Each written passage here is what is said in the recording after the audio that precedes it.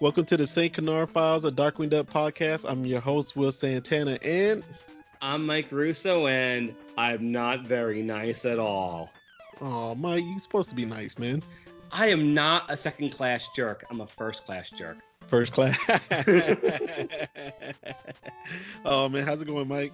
You know what? Aside from the hardest summer I've ever had at work, it's actually I'm doing great. Things are good, and I'm just really overworked. I threw my back out a bit last week, but I got to go on vacation recently for the first time since COVID. Mm-hmm. We went to New Hampshire. The family went to New Hampshire together to visit some family. We played some rounds of mini golf, explored some shops. We went to the biggest arcade in the world. It was called Fun Spot. We had a lot of fun. It was a really enjoyable trip. It wasn't relaxing, but it was fun. Yeah, we have Fun Spot here in Atlanta, and there's one in Orlando. The one in Atlanta is not that good, but the one in Orlando is pretty good. The kids love it. To me, it's okay, but for a child, they loved it. The childs were, the children were crazy about it, especially the go-karts they had there.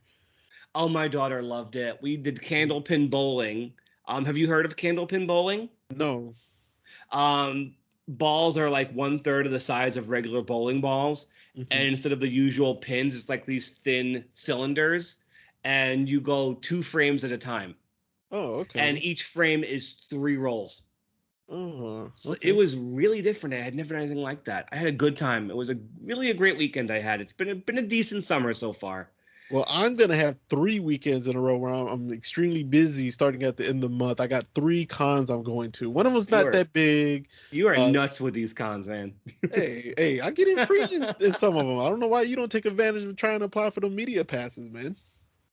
Oh, Okay. But anyway, you know me. Before we get into the episode today, we both got something cool that came in this week.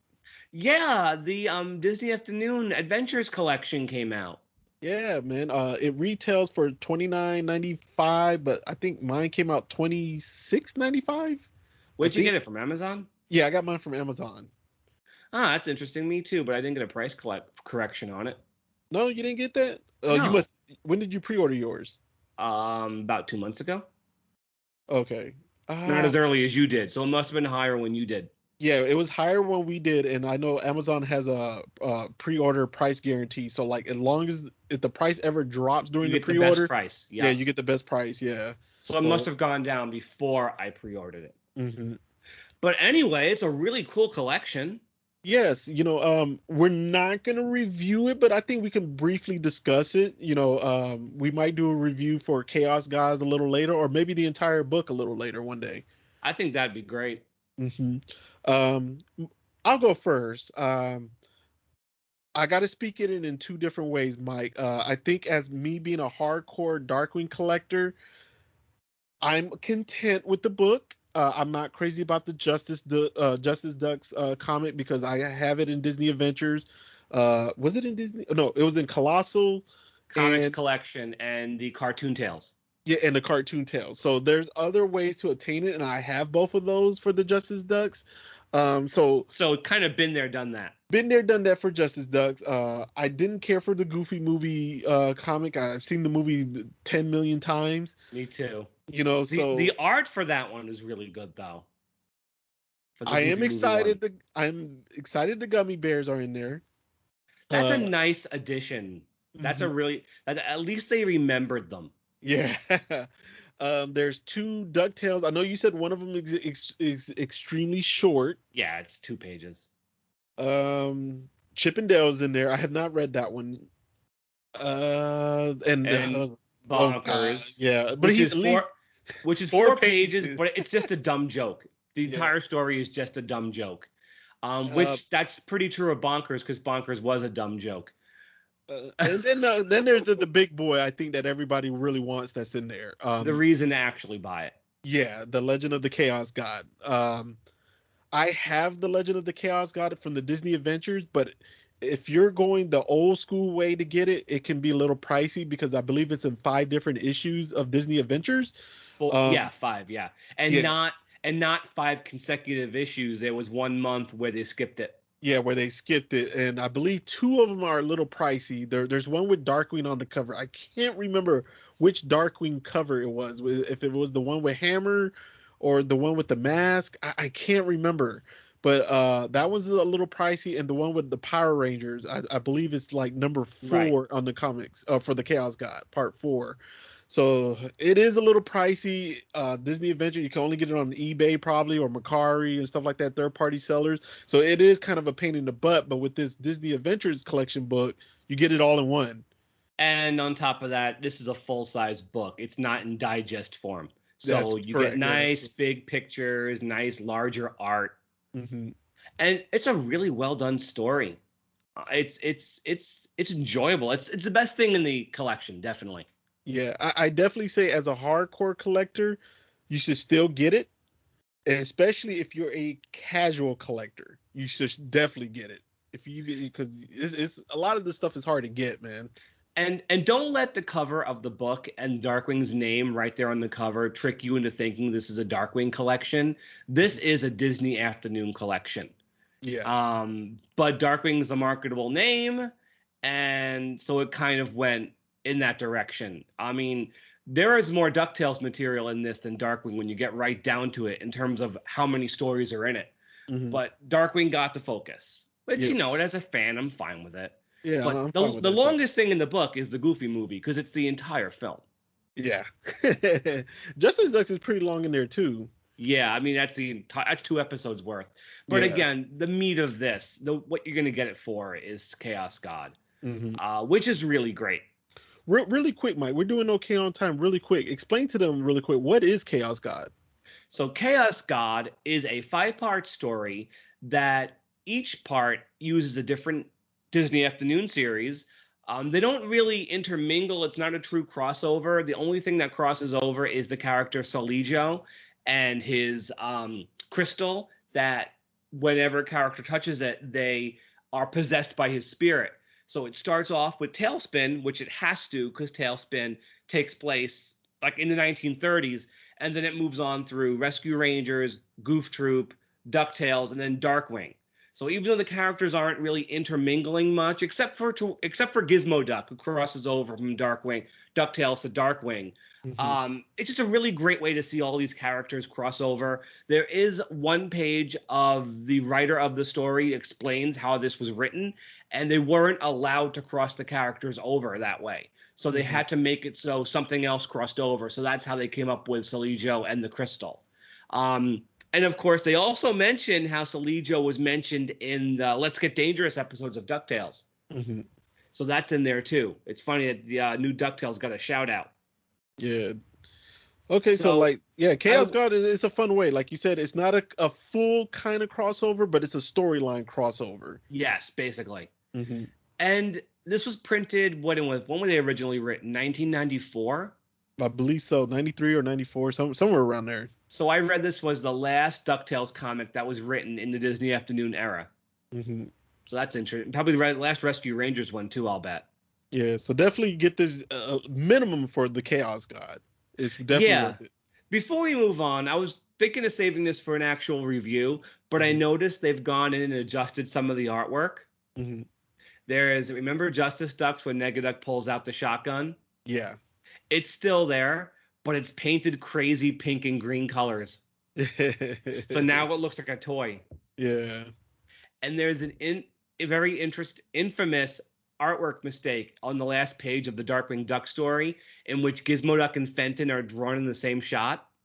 Mm-hmm. And in this version, they've removed Fenton. They've corrected it. Okay, so, I've only read the Tailspin part so far, that Chaos God. So I'm gonna keep reading some more. It's kind of hard with the Olympics going on right now, but I'll definitely get it. I'll get to it. You won't be disappointed. Yeah. All right, so Mike, So man, what moving on. episode? Yeah, we're moving on, man. We'll save that for another day, especially get you and maybe Bill or somebody can give a full review of the Chaos God, or maybe I'll be included in that as well. I like Um, that.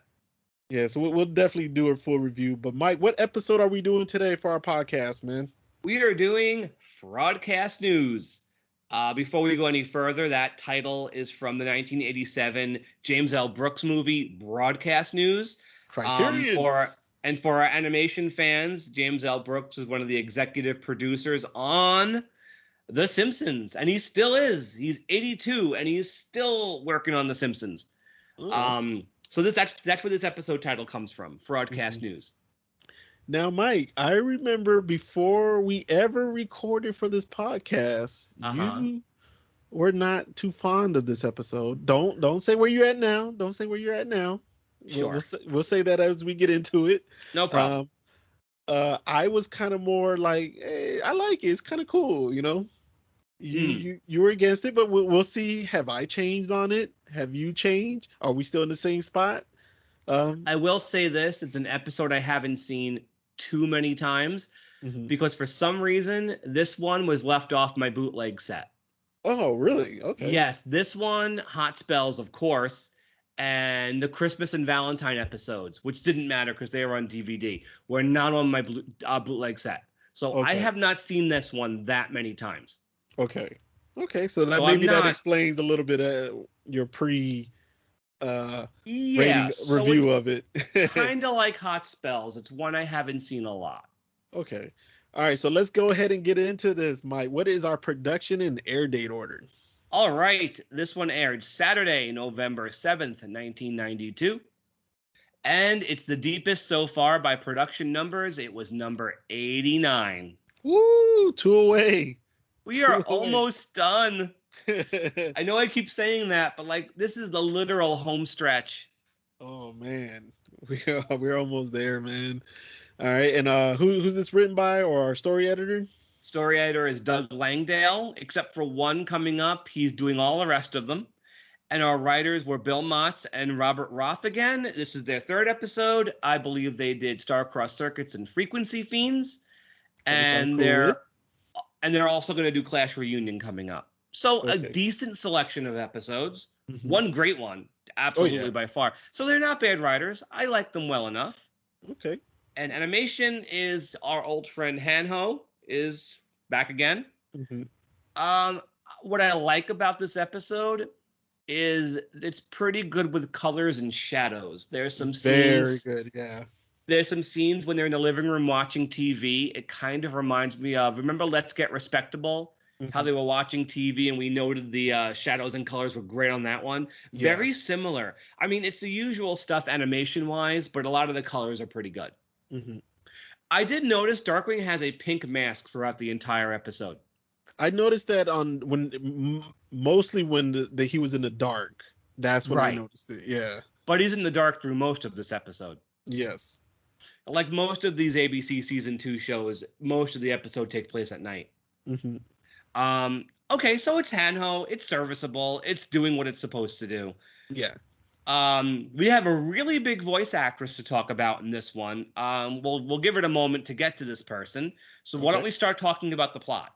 All right, let's go ahead and get into it. DW and LP, they're chasing the cheese gang. You remember them, Mike, right?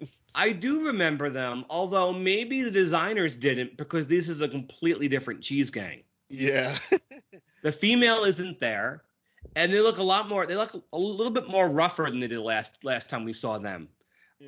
Also, the leader was voiced by Jesse Cordy in Star-Crossed Circuits. In this one, he is voiced by our old friend Charlie Adler. Yeah, Starscream. Yeah, remember he voiced everyone's favorite Darkwing villain, Trench-Rot. No. Oh, we all love Trench-Rot, right? No. Adler's getting a bigger role a few episodes from now, so I guess when they had him, they just had him do this one line. Mhm. You can definitely tell it's Charlie Adler, though. Yeah, he voices somebody else here, but we'll get to that later. Yeah. I will say this opening chase is very fast paced. Yes. Like it's actually pretty energetic, and I do enjoy it. Yeah. So one of the leader of the cheese gang, he shoots cheese through like a I guess a cheese gun. A cheese gun, yeah. Yeah, and Darkwing and LP they're spinning through the rat catcher, and they basically when they stop spinning though, they see a truck coming, getting ready to hit them. Yeah. I love the animation on this scene because like the shadows and the lighting and everything is just fantastic to me. It's really quick though, Mike. And then Darkwing and LP they jump over the truck with like some springs on the rat catcher. Was it springs? Yeah, something like that. But of course, it's exaggerated how high they can go. But luckily, when they come down, they land right on top of the cheese gang's truck. Yeah. And Darkwing has to stop his victory spiel because he realizes all the villains are unconscious. Yeah. But then, like, it kind of breaks off, and, like, we get the news is being reported about Darkwing. Yes. Yeah, so this whole thing was not really actually live. It was already recorded. Yeah. Yeah, and so Darkwing's on the news. Mm-hmm. They're watching. Well, they were watching. No, that's later. The Pelican's Island thing, right? Yeah, it was later. Okay, yeah. So Darkwing's on the news, and it's Bianca Beakley. She's reporting this, and then she talks about a roach or something real quick. I believe she didn't name the roach yet, did she? She does. Merryweather the Cockroach Mime. Okay, and we quickly see Gosalyn is a fanboy or fangirl. She's very fangirling for Bianca Beakley in this episode. Yeah. So let's take a moment to talk about Bianca Beakley's voice actress because this is a big one. This character was voiced by April Winchell, who, in terms of what she's done, like she's a huge voice for Disney. She did a lot. She's done a lot for Disney in the past 30 years. Her earliest voice acting role, I don't know if you knew this, Mrs. Herman, the giant pair of legs in the Roger Rabbit cartoons, Baby Herman's mom. Mm-hmm. That was her first voice acting role as Mrs. Herman. She was born in 1960, April Winchell, and she is the daughter of Paul Winchell, the original voice of Tigger. Yay! Also the original voice of Dick Dastardly and Gargamel from the Smurfs. Okay. So his daughter went into the same field. This is another early voice of hers, Bianca Beakley. She would voice Peg on Goof Troop. Mm-hmm. We all know what Peg sounded like. A lot like this character. She would voice Lucky Pickell's wife on Bonkers. She voiced Cruella de Vil on the 101 Dalmatians TV show. Okay. And for the past 22 years, she has been the voice of Clarabelle Cow in all Disney media. Okay. So, and they still use her a lot. Like Clarabelle Cow is on all the shows my daughter watches. And it's April Winchell. So this is an early voice for her as Bianca Beakley. She's all right. What do you think of Bianca Beakley? Yeah, she's cool for, one-time villain. She's cool. She works for this episode. So, again, Gosalyn is fangirling out about Bianca Beakley, and Darkwing's a little bit depressed because Gosalyn isn't fangirling out about him. Yeah, he's hating, man. He's getting a little jealous, because but he does accept it a little bit that Bianca is a decent role model. He does accept it a little bit. At least she isn't the roaring lunatic monster Gosalyn usually idolizes. Mm-hmm. And it turns out that Bianca Beakley is a roaring lunatic monster. Yeah, she's in a staff meeting. She's fired up, and it shows in her eyes and her teeth.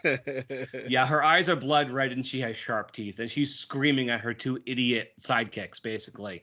Yeah, their ratings are dropped, and it's funny when one of them shows her the chart of the ratings. There's a little peak, and it said when we had this one thing of Darkwing, I'm like, was that Darkwing's rating when he was watching himself? Yeah, maybe he had every TV in the house on. So I thought that was hilarious because in my mind I'm like, that had to be Darkwing. He was the only one watching it, Yeah, of course. And he says, there was a tiny uptick in the ratings when they played the Darkwing clip. Yeah. And she decides, what, maybe she can do a series on Darkwing Duck. Yeah, but she kind of stole that from one of her staff guys. Yeah, she's the usual thing where she tells him, get out, and then she's like, wait a minute, I can do a story on Darkwing Duck when it was his idea. Yeah. So then she, she starts recording Darkwing, he's in a chase, and LP gets in a brawl, but Darkwing gets pulled to the side, and he's a little camera shy at first while Bianca's reporting. Because they show up out of nowhere. Yep. And then so fast that it's Launchpad who has to fight these guys. Yeah, he does his thing, though. He kind of handles them. He beats them, and Darkwing actually has to give him credit. Yeah, so Bianca wants to follow him around for the night, and check out what's going on. So they end up at a Hamburger Hippo. Woo! This might be the last Hamburger Hippo on the show. I don't recall anymore. No. Well, we're saying goodbye to things big time now. Yeah. Well, the next scene, Mike, though, I've seen it quite a bit in like commercials and bumpers. Right. Which scene is that? The scene where Darkwing says it's a slow night and he jumps out and there's an old lady and she hits him with the purse. Yeah, he says she broke the law because it was a parking violation on the meter. Yeah. I've seen that scene quite a bit in the bumpers and stuff, or like in the commercials. I think a lot of those later advertisements made use of the ABC season 2 stuff because it was all new at the time. It was new for the Disney afternoon, so they probably used all the new clips to get kids to watch. Okay, yeah. So it's a slow night. Bianca's not happy. His first broadcast, it's a flop, Mike. Because there's no supervillains. Yeah, they're all at a convention. I love the clip that we do see. I mean, you see Drake and Gosalyn and Launchpad at home. He rented every VCR he could find so he can record it. And one of my favorite parts of the episode is when she talks about how Darkwing's night is full of like pain and what does she say? Disappointment. And there's a shot of Darkwing who's so tired he falls asleep at the Hamburger Hippo. But it's the quickest shot. And she passes off him falling asleep as him being disappointed. But I love how his face slips off his hand and he falls asleep. It's the quickest shot, but it's so funny. Mm-hmm. It always makes me laugh. Yeah, so the supervillains, they're at a convention, and she comes up with the idea to be a bug villain because the hottest thing in the news is the Merryweather roach. Yeah. So she said, St. Canard cares more about bugs, and then she realizes, hey, I can work with this. Yeah, so then we get like a showing of the roach where the roach is like hopping around or something, and people are like, I can't even see it. The roach is supposed to be a mime. But then again, how are you going to see it? Yeah. I do like the couple who are watching. The guy's like, I can't see anything. And his wife's like, quiet, Henry, this is culture.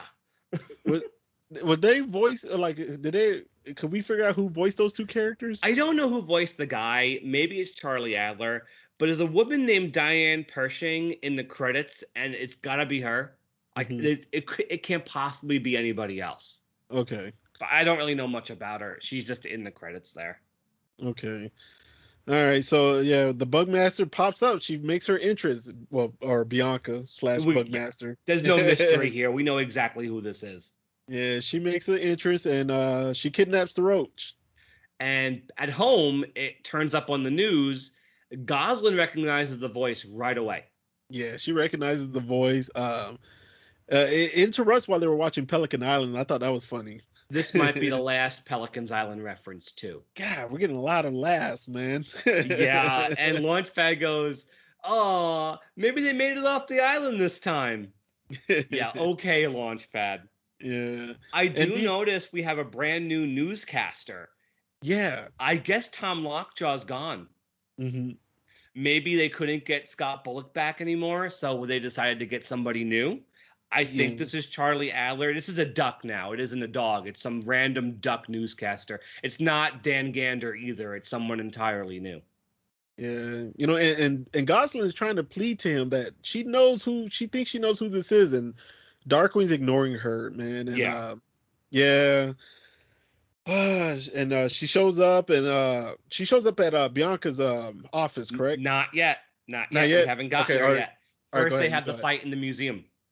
Okay. All right. Well, because the museum has the golden scarab, and Darkwing assumes she'll show up there to kidnap, to steal it. That's right. And Darkwing and Launchpad show up at the museum, and the two cameramen show up coincidentally, and then the Bugmaster appears. Yeah, she's in the curtains, and she has the wasp stinger. Yes, and the stink bug gas. And the stink bug gas. Yeah, she throws that at Darkwing, but Darkwing kind of easily beats her a little bit. Yeah, with the grappling hook. When he does the superhero stuff in this episode, he's actually pretty competent. Like, there are some episodes where he's just really lucky or very clumsy. Here, his superhero like stuff is really cool. Like he actually, you can tell he's good at his job, but she still gets away and steals the scarab. Yeah. So And she then so in go ahead. so she decides that she likes being a criminal, Yeah, and and this she scarab pays bragged. more than her salary. Yeah, and she's bragging about how she's in complete control right now. Yeah, so she wants to do one final report, the extermination of Darkwing Duck. Yeah, the plot begins on that. Yeah, okay, good luck, lady. Yeah, so then Gosalyn, she's still expressing her suspicions on Bianca. And Darkwing's right now, his got such an ego, he doesn't even want to listen to her. Yeah, he's like, yeah, go ask Bianca. Yeah, go ask her talk yourself, to her. Miss Pinfeathers. Yeah. She's He like, blows why her don't off. I? She's like, why don't Okay. I? Yeah. So now Gosalyn goes to the office, correct? Yes, and there's like a 2-episode arc with Gosalyn where she wants to be a reporter, because we get a lot of that in the next one. But here, apparently, she is a member of the St Canard Elementary Press, which is something we don't know that about Gosalyn until now. Which explains why she likes Bianca Beakley so much. So she goes to her office, and what happens? She sees the mask. Yeah, she sees the bug helmet. Yeah, she And sees it. Yeah, Bianca starts manipulating her, just trying and to make Gosalyn Darkwing look good. yeah, and Gosalyn figures it out like, hey, you're just trying to boost up your rating, and she's like, I can live with that. Yeah, as long as it makes Darkwing look good, Gosalyn's okay with it. Yeah, and then we switch back to Darkwing, and he's using science trying to find her. He's trying to find the Bugmaster. He says science always works. And then Launchpad goes, he leaves, he goes, I'm gonna go read the comics, and Darkwing goes, don't strain yourself. Really mean. Like, I love it when he's mean to Launchpad. I love it and I hate it. Like, sometimes he's too mean, but then it's still always funny. Yeah, but then Launchpad picks something up, Mike, in the newspaper. Yeah, you notice the Negaduck music playing? No, I didn't catch that. Dun, dun, No, I did dun, not. dun, dun, dun, dun. They play the Negaduck music. Yeah, because Darkwing is getting nothing with these readouts. Like, he's trying to cross-reference bugs and everything, but he's getting just a bunch of nonsense, nothing that helps him out. And then Launchpad gives him a newspaper. What's the newspaper say? It's an ad. It tells the Bugmaster made an ad to Darkwing where she's gonna be at, and that she has the Merryweather roach. Yes, and she says the location is the corner of 3rd and McSwain. I am 100% confident that's Ginny McSwain. That's a reference to the voice director. How could it not be? How could it not be? Yeah, and then there was kind of like a joke about the untrained eye. Yeah, Launchpad finishes off the scene by saying he wonders how much it costs to get his eyes trained. Yeah, because Darkwing kind of criticized him and said, like, even something about the untrained eye can get lucky or something like that. And of course, Launchpad makes a stupid joke about it, because Launchpad would. Okay, so this is my favorite bit in the entire episode. Launchpad and Darkwing. This is all the action. Yeah, but like this one bit of dialogue. Darkwing and Launchpad walk into a warehouse. Darkwing comes in, he goes, "It always comes down to this, Launchpad. You, me, a supervillain craving my destruction, and an abandoned warehouse." And Launchpad says, "Yeah, I wish for once it could be a roller rink or something." And the idea of a final battle at a roller rink is so hilarious. I wish it would happen. Yeah, that would have been funny. It would have been funny. I just think it's funny where Launchpad's mind is. Yeah, so they're in the warehouse, and Merryweather's in the spotlight. Yep, and Merryweather is miming it's a trap, basically. Yeah. I love how this is just a regular cockroach. It isn't like a cartoon cockroach. It's just a roach. Yep. So it's like it's treated as such this celebrity, and it's just so funny. And it's just a roach. Yeah, and then it's so very Darkwing Duck. And then we see a new villain, kind of. It's Gosalyn as the grub. She's in full costume and everything. What's she laughing like? Oh Yeah. my god, that laugh is annoying. Yeah, it drives me up a wall. Yeah, you hear it quite a bit in this episode too. And it's worse when Gosalyn does it. Yeah, poor Christina had to do it. And Darkwing's like, "Excuse me, little girl whom I do not know." Yeah, you know what, Mike? Can we backtrack just one thing? Sure. I hope you have the notes on it. But the Bugmaster had an entrance earlier, didn't she? She does, but I did not write it down. Oh, okay. It was that showing of the roach. Okay, all right, let's get back now. It's very similar to what Darkwing would say. Yeah. Although Darkwing gets no entrance. No, he doesn't get an interest in this episode. But they get they get captured, through a net. Darkwing and LP do. And Gosalyn tells them they are going to the beeswax. Yeah, so I don't know why this warehouse has a gigantic beehive. Again, we got the gigantic alarm clock, the gigantic mop ring, the gigantic vacuum cleaner. Yep. Why not a gigantic beehive? Because it's Darkwing Duck. So Beakley has Darkwing Launchpad and Merryweather, who is put in shackles even though the roach is just floating in midair and is not attached to the shackles. Yeah, I was like trying to. Is the antennas supposed to be attached to it or something? It's stupid for the sake of stupid because it's Darkwing Duck. When I was watching it, my daughter was like, "That makes no sense. The roach is just floating in midair." Oh man! And Darkwing's like, "Are you sure you can get out of those manacles or whatever?" Launchpad of Darkwing is like, "Are you sure you can get out of this?" Yeah, at least they acknowledge it as a joke, They know it's a dumb joke, and they totally roll with it. Yeah. Yeah, so all three are handcuffed over the hot wax, and then the Darkwing finally realize who the Bugmaster is. It took him way too long to figure this out. Yeah. And then, Gosalyn is starting to question, hey, when are we going to let Darkwing escape? Because they're getting, they're getting closer and closer to this beeswax, like dangerously close. Yeah. And Gosalyn's getting worried. Yeah, and LP reminds Darkwing of all his cruelty that he's done to Gosalyn. You made her eat beets, even though you know she hates them. Yeah, because he's been this whole time, he keeps saying, little girl who I do not know. If this is your way of getting a raise, it's not going to work. And your allowance. Yeah, and then Gosalyn shoots Bianca with the stinger. Right in the butt. Yeah, right in the butt. She decides, this isn't, you're actually trying to kill him. I'm not doing this anymore. Yeah, and then Darkwing has to do the Carpathian bone dislocation thing to free himself. Ouch. All he does is his arms go in all these crazy directions. Yeah. But he does escape. It does work. Yeah, he escapes, and then he raises the lever to get Launchpad and Merryweather back to the top.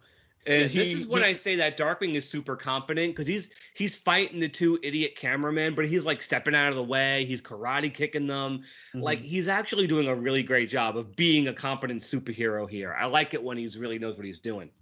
Yeah, because he rejoined Gosalyn, but she wants to film everything, all the fight action and the sequences that are about to happen.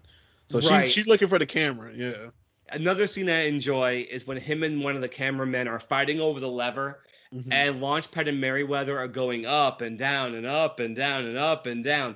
And Launchpad's like, "That's it. I'm cutting out those 6-burger lunches." And he says to the cockroach, "You don't look so good either, pal." And the cockroach belches this disgusting belch. Yeah. And it's really, really great. Yeah, so Gosalyn's now filming the fight, and then I believe Bianca, she cocoons Darkwing, right? Yeah, with no, I think it's like spider webbing. Okay. Something like that. She called it a cocoon though. Right. Yeah, she called it a cocoon, but it was just nothing but spider webs. It looks like spider webbing.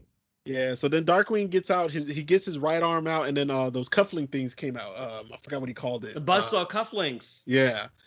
Yeah, so he's basically able to free himself through the spider web, and then he shoots web at her jetpack. Yeah, he covers one of the jets, so she spirals all over the room and crashes into the wall and gets stuck in her own web. Yeah. And then we get back to the news reporter. Yep. So Bianca Beakley lost her jobs going to jail, basically. Mm-hmm. And credit for all the video footage goes to Gosalyn, who's really proud of herself. It's her first big scoop. Yeah, and he rubs it in about how her role model was captured and all that kind of stuff, and how she was, you know. Yeah, she's like, your role model was a crook, like an egotistical crook, and Yeah, she's like, what did she say? She says to him, she says something that makes it sound like he was talking about himself. yeah. And he finally catches on, and that's the end, right? Yeah, she's like, oh, you were my hero long before she was, and Yeah. he kisses her, and he's like, but you're not getting a raise in your allowance, which is a cute ending. Yeah, yeah. Decent episode. All right, Mike, Shows let's get it. shows he loves her, but he's not going to be manipulated by her either. All right, Mike, let's go ahead and get into this review, man, or our scoring. How many Gascon canisters are you giving this one, man? This is not a bad episode. It isn't great. Like, I would never put it on a list of great or even like really good Darkwing episodes. Mm-hmm. And again, it's probably because I'm still suffering from that ABC season 2 rut. The episodes aren't as good as they used to be. You know, it's just true. Okay.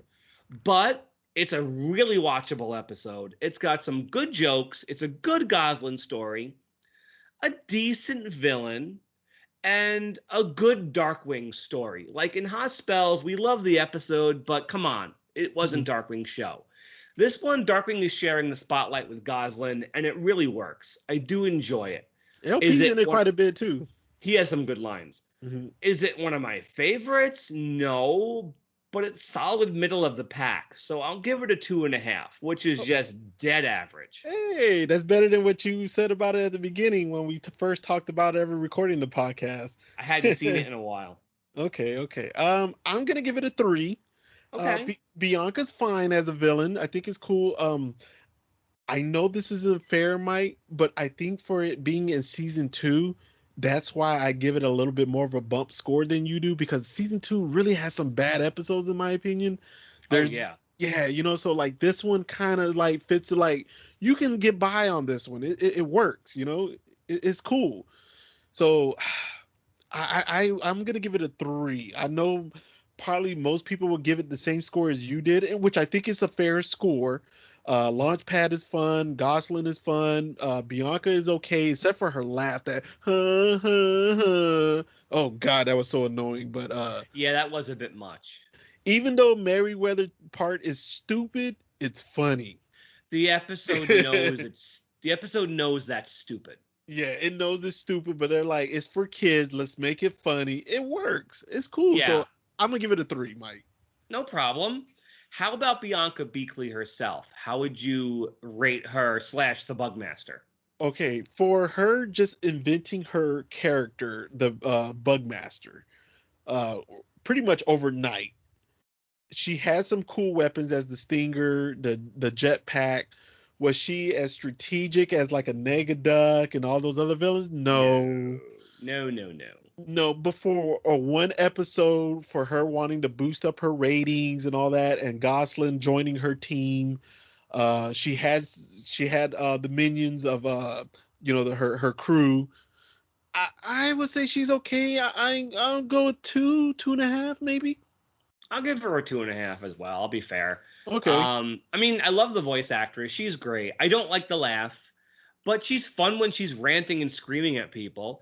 And she does have these moments where, like, when Gosalyn's in her office talking to her, and she's like, yeah, sure. When she's like, are you boosting your ratings?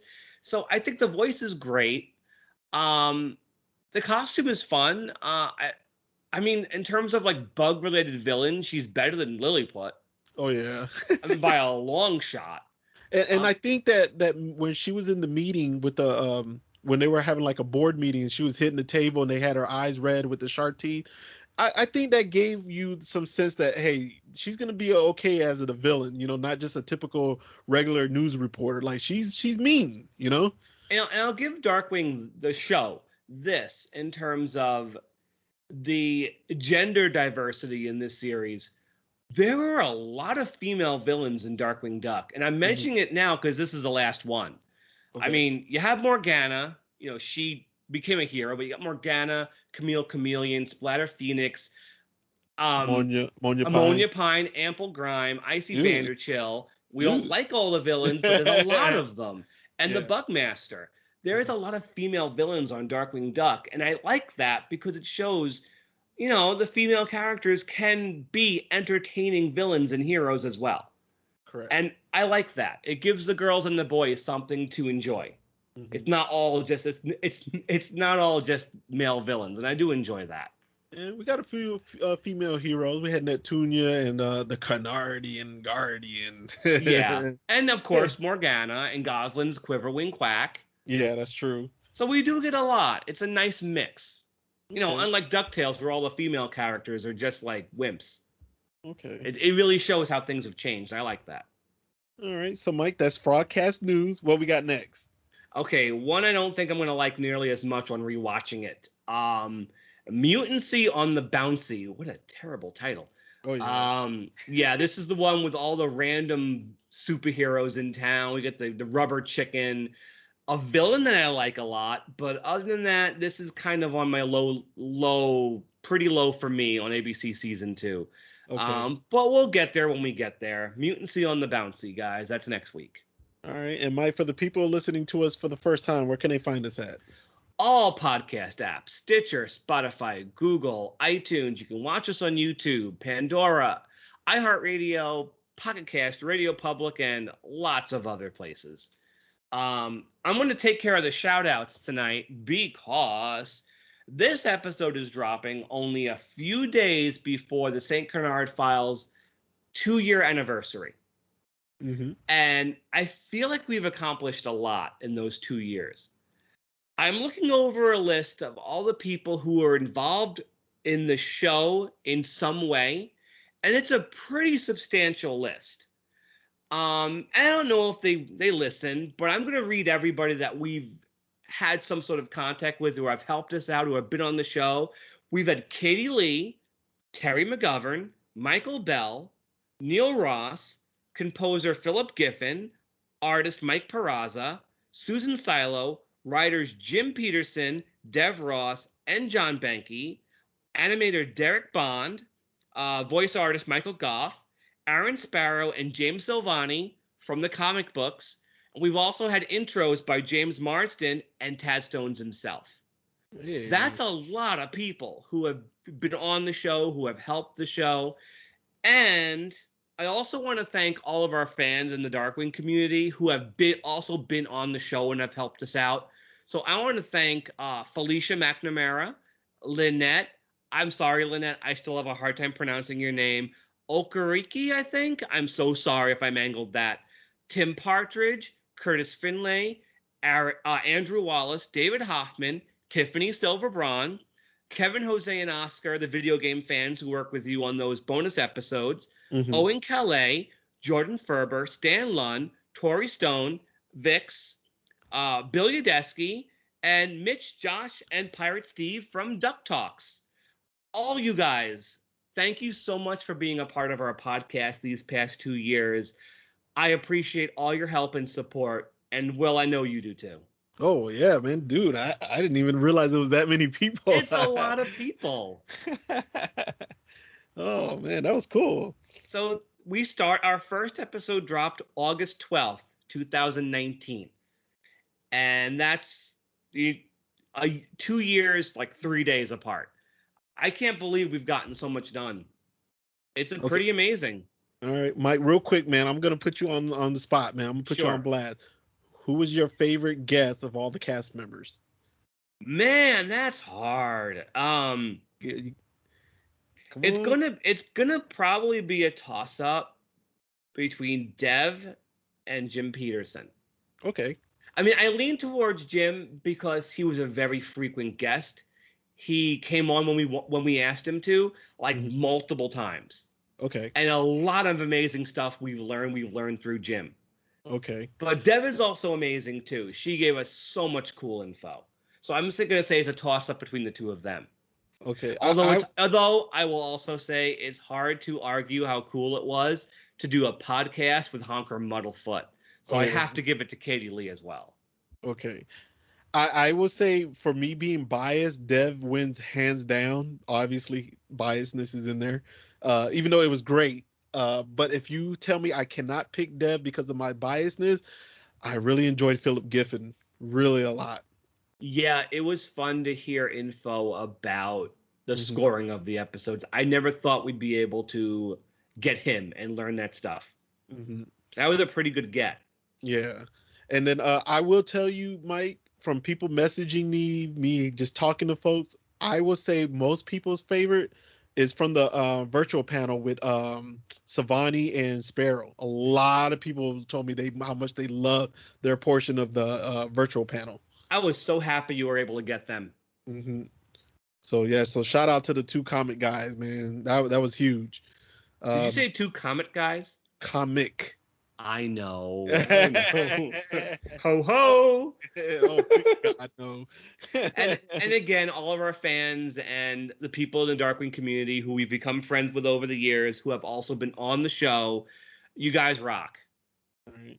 And guys, make sure y'all follow us on YouTube as well, not just on Apple and Spotify or Stitcher or wherever you're listening to us.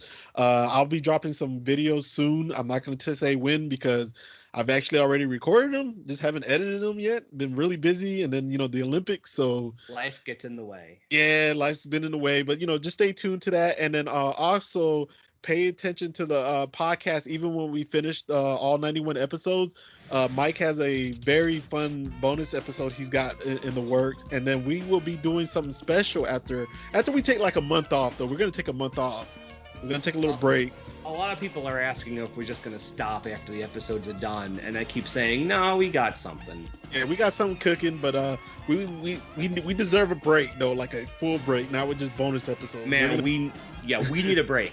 We need a break. Yeah, we won't go on a long hiatus or anything, though. At least minimum a month. Minimum a month, max maybe 2 months. But we still have 4 more episodes to go. All right, so yeah, that wraps up this episode, guys. And remember, stay dangerous. Have a good night. Ha ha ha.